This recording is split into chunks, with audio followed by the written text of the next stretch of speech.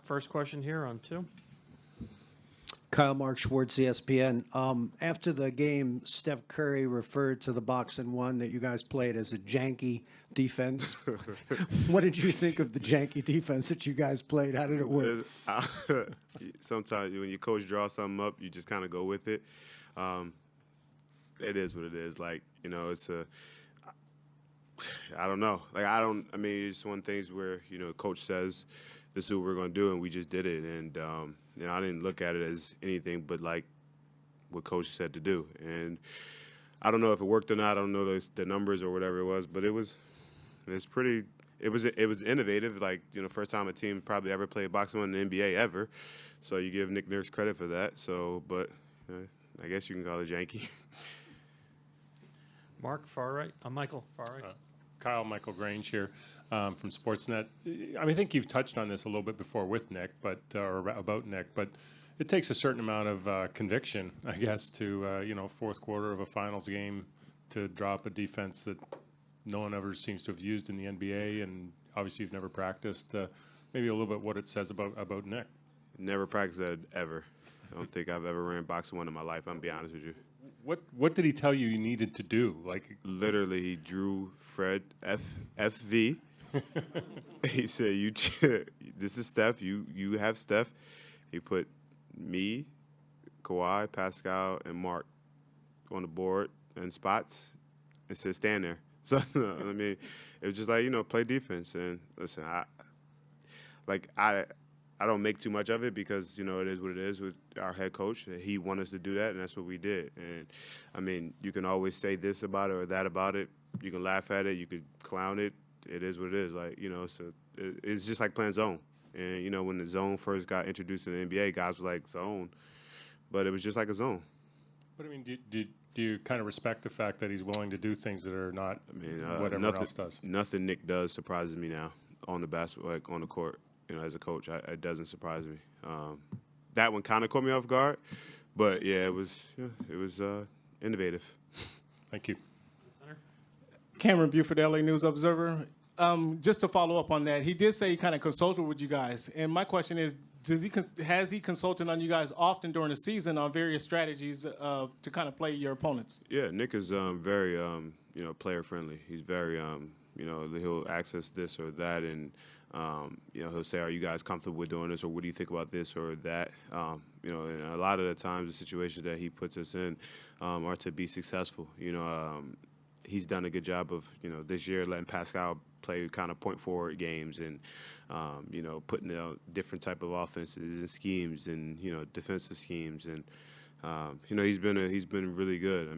We're in the finals for a reason, and he's helped us get here. 6th row on the left. Kyle, Scott Stinson, National Post. KD is out. Looney is out. Clay is questionable. Do you come into Game 3 with any sort of sense of urgency that this is an opportunity you guys really have to seize? I think we come into a sense of urgency, period.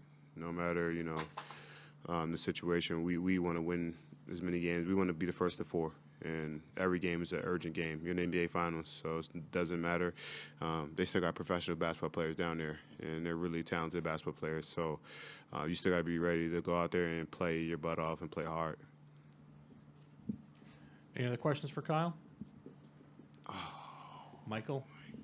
Kyle, you guys had 2 stretches in that game. Obviously, the first 6 minutes of the third and the last 5-6 minutes of the game. I think you generated 5 free throws out of those 2 stretches. Anything about them that stand out to you, why you guys could go so cold for nearly a quarter of the game?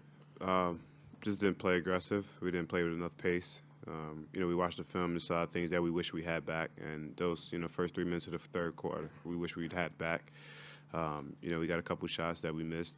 Just the overall urgency of coming out with the third quarter, knowing how good they are as a good third quarter team, we got to be a little bit more aggressive and assertive. Last question over here. Kyle Ballantunas, ESPN. But just the fact that you kind of felt them there a little bit in the third quarter, showed resiliency in the fourth period, almost coming back and winning the game. Do you think it was kind of a good learning experience just to kind of get their best shot there in the third quarter as the series goes along? I don't know if that was their best shot. We just, they made a run and we continued to play. Basketball is a game of runs, and we're never going to stop doing what we do. We want to continue to try to play hard and win the basketball game.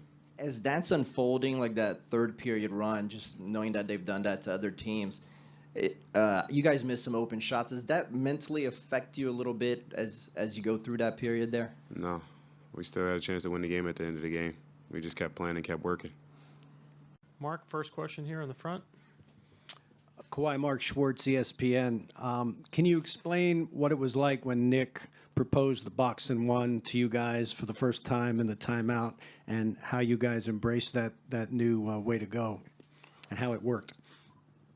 I mean, at that time, you just, listening to the coach and trying to win the game. So we just, myself, I'll just speak for myself. I just went out there and tried to execute. At times, coming back in transition on the floor, we forgot that we were in it, but we just kind of talked it out and still got into our locations. Do you think it can work in stretches for the rest of the series? Probably not. I mean, Clay definitely wasn't on the floor at that time. There's no telling when KD's going to come back either, so I don't think it will work. Tim in the back.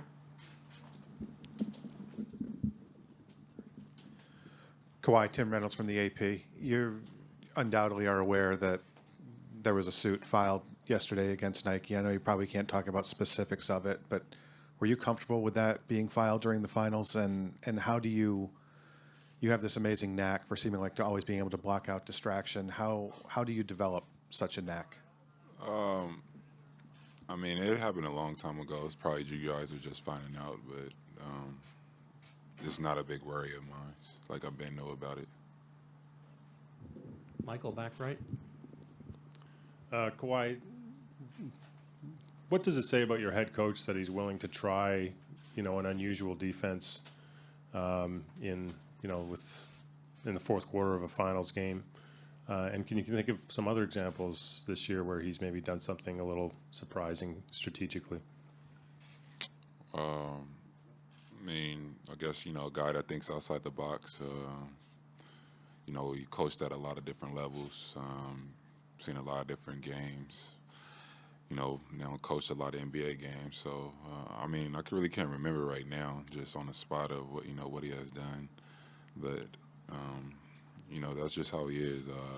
He experimental, and, a lot of times what he, draws up on the board works. Thank you. Any other questions for Kawhi? Right here in the third row. Hey, Kawhi, I asked Clay this. I'm curious, how does an NBA player decide what a pain is, acceptable to play through and what type of pain you need to sit out from? How do you sort of draw the line? Because everybody's hurt, everybody's beat up at this point in the season. How do you make that decision? I mean, right now it's possible 5 games left and, about 12 days. If you could run, really. I mean, if you can't run, then you're not going to be able to play. That's how you pretty much measure things at this time. That's all I could really say. If you can run, you definitely just cannot play. And just see how it goes in the first quarter. Did it get worse or not? You might be able to start the game off running, but then you might not be able to, finish as good as you started just from fatigue and, whatever is bothering you at that time. Greg, next row back. Kawhi, Greg Logan of Newsday, New York. Can you describe your thoughts on the job Toronto did managing your load during the season to allow you to play 40 minutes a game and be dominant in these playoffs? And we've seen you limp a few times. Are you fully 100%, or are you slightly compromised?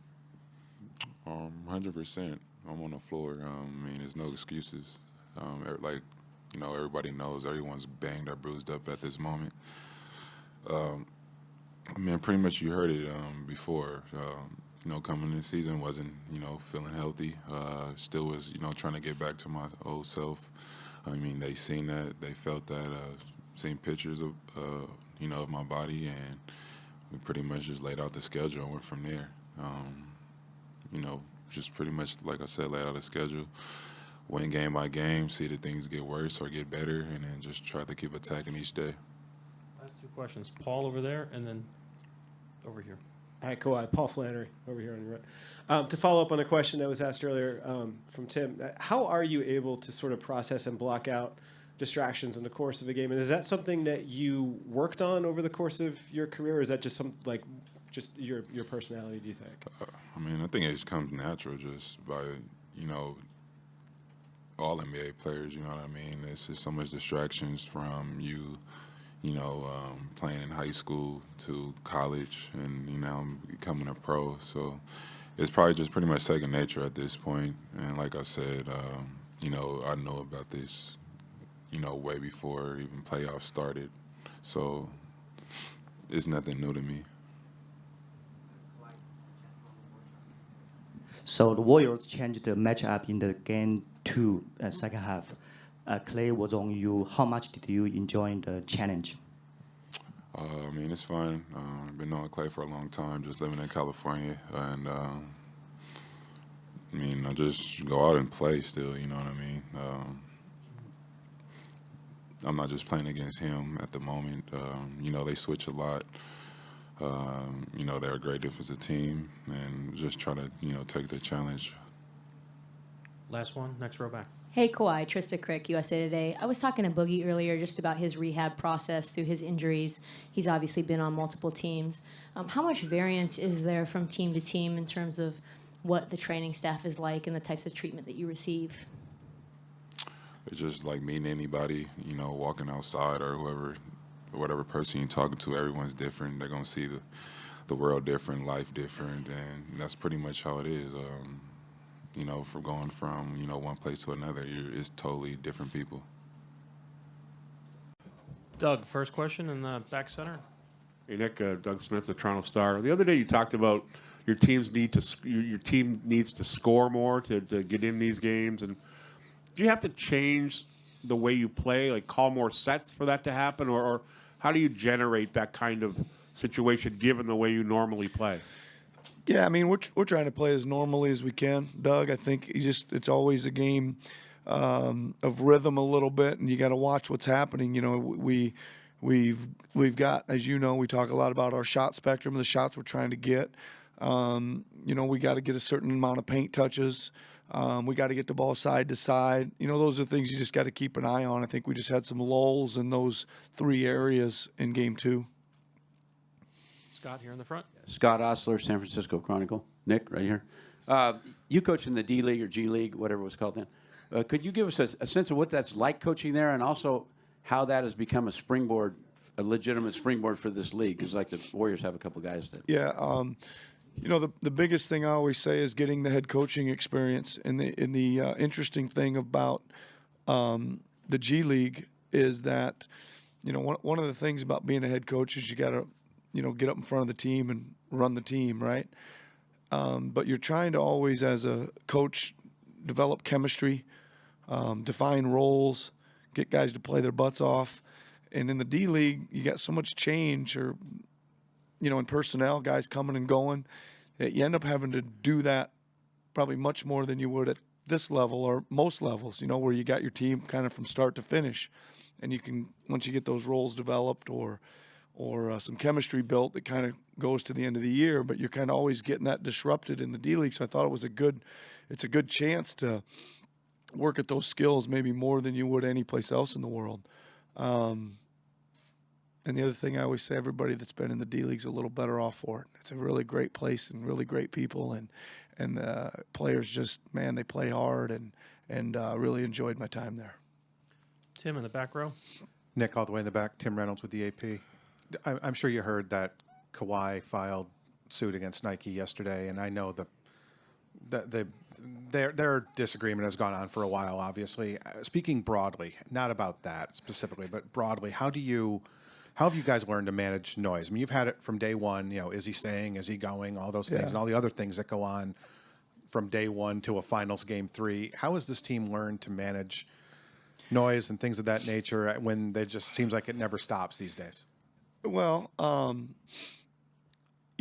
first of all, I learn a lot of things when I come to these press conferences. You guys tell me a lot of things. It's just a lot of times I don't know about much of the noise till somebody asks me a question about it. A lot of times. So again, it's not to me it's like part of the job. Like I love like most people, I love listening to all the shows and the podcasts and the whatever, and I haven't listened to a one since the playoffs have started, and I miss it. You know what I mean? But it's part of the job to not, either way. If they're killing you, you're going to get pissed at somebody. And if they're telling you how great you are, then you're going to have another wrong opinion of yourself, right? So you just, I think the players do the same for the most part. There's enough energy that's needed and concentration and focus in executing these game plans and playing your heart out and resting and recuperating and traveling and all the things. So I think there's enough to focus on that occupies us, and we just got to try to stay a little bit out of some of that stuff. And like I keep saying as well, like with all the stuff, I've got a lot of questions about Drake and blah blah blah. You don't even really notice that most of that stuff's going on. A lot of that's after the game, before the game, between the games, etc. But once the ball goes up, feels like I'm coaching in Des Moines, Iowa again. Second row on your right. Yeah, Nick, Jeff Ferrata with the Bay Area News Group. Can you talk about your impressions of what DeMarcus Cousins was able to do for them in Game 2, and if there was anything in particular that you thought you were well impressed with?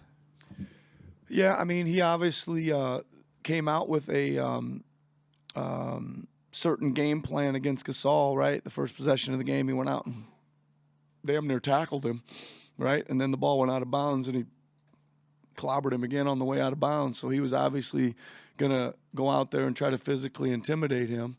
But he also, he did the same. He passed the ball pretty well.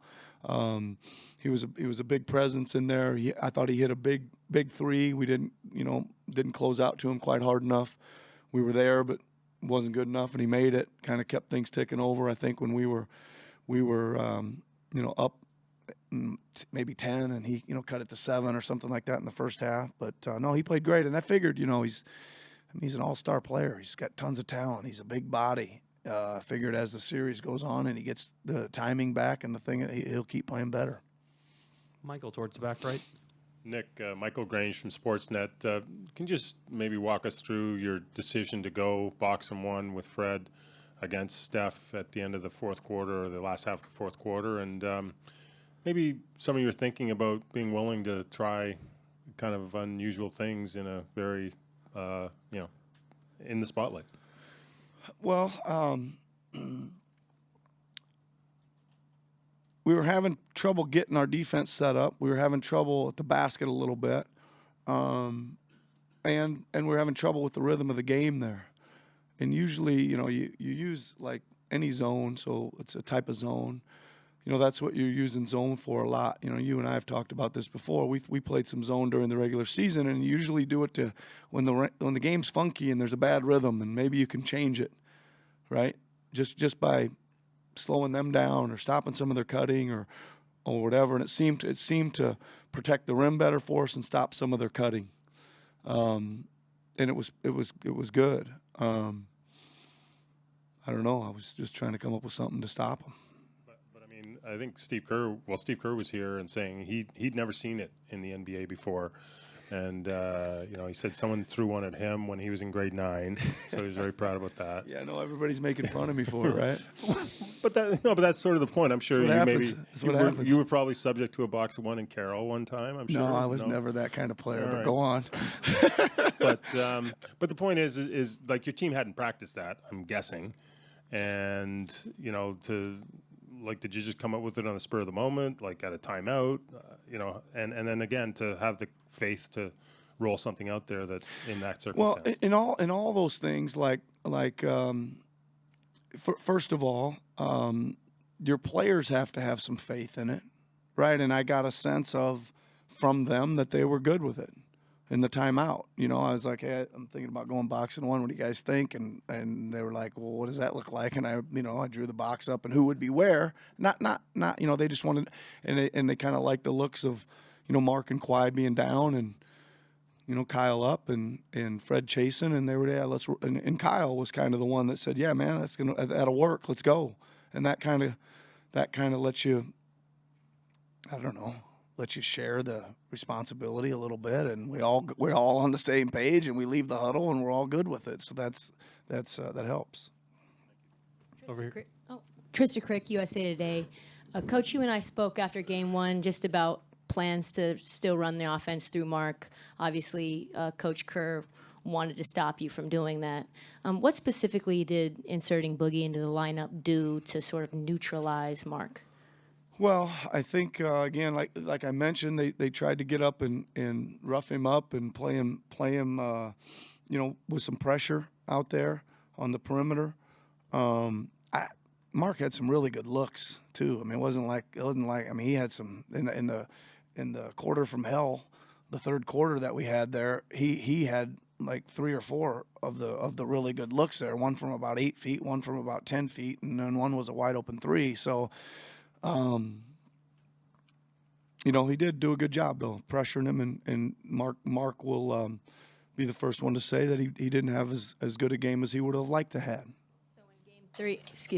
So in game 3, is it sort of make or miss, keep things the same, or is there an adjustment to be made in your view? There might be an adjustment to make, yeah. Last question in the fourth row. Nick, Greg Logan of Newsday. There's been a lot of talk about the Warriors' injury situation, and yet we've seen that there have been times when Kawhi was compromised. How would you characterize his physical status right now, and his ability to take over some of these games? He's good, right? I kind of keep saying I think he's good. Really knows his body. I think he's got a lot of minutes in him, 40 plus a night. And I think he's gonna get his cracks at the shots.